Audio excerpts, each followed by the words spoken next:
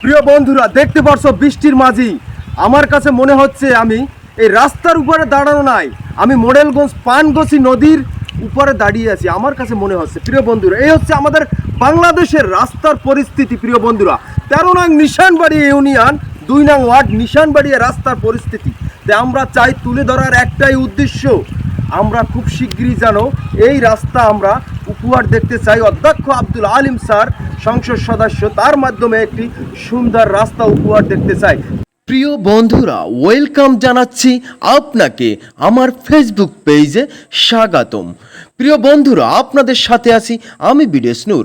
হ্যাঁ, চলুন ঘুরে আসি আজকের এই রাস্তা নিশানবাড়ি। আর আপনারা দেখতে পাচ্ছেন জনগণের ভোগান্তির শেষ হচ্ছে না এই বৃষ্টির সিজনে। তাই আমি চাই বাগেরহাট 4 আসনের এমপি অধ্যক্ষ আব্দুল আলিম স্যারের মাধ্যমে খুব শীঘ্রই আমরা একটি রাস্তা উপহার দেখতে চাই।